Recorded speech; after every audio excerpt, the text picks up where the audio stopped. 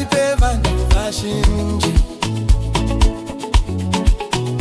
Meso ako anopenya semwezi wechirimo. Mafungiro akasvika pamusoro pegomo.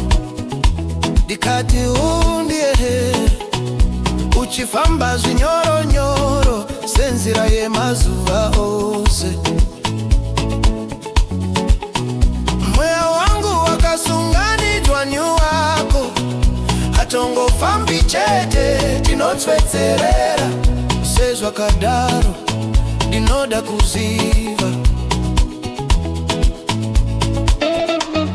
zvinoita sekuti feels like mhepo yose yaoma. Ola ini ndiri pano ndoga, asi ndichingofunga iwe. Hey, Mufaro wangu, rumbidzo yangu, ndiratidze nzira yekukukoshesa. simba rangu, Raramo yangu, handikadi kuona zuva raizinyanyura niwe. rizinanyuranye, Hey, rizinanyuranye. Shua Fara kana ndichitaura unongonzwisisa, kana ndichichema unondinyaradza, unondibata maoko uchinditungamira. Wakaita senyanga dzemene dzinoyevedza nekusimba.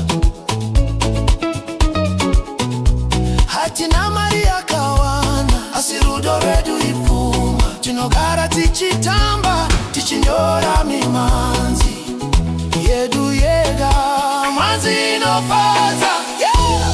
Zvinoita sekuti, feels alive. zvinoita sekuti, zvinoita sekuti, Feels alive. zvinoita sekuti. Mufaro wangu, Ilipo yangu, ndiratidze nzira yekukukoshesa. simba rangu, Raramo yangu, handikadi kuona zuva raizinyanyura niwe.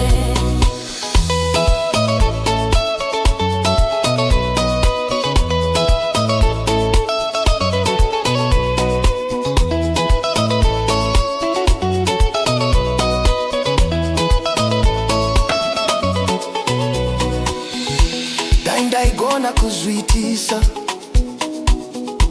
Ndaitora mazana emakore ichikuchengeta.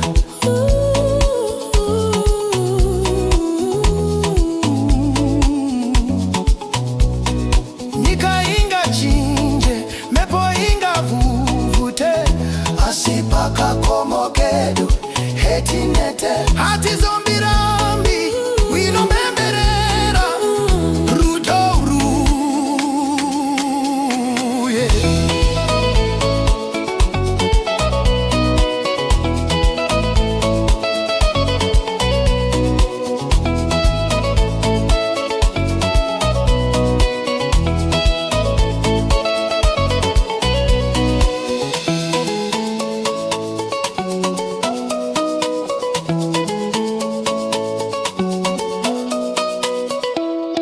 Rudo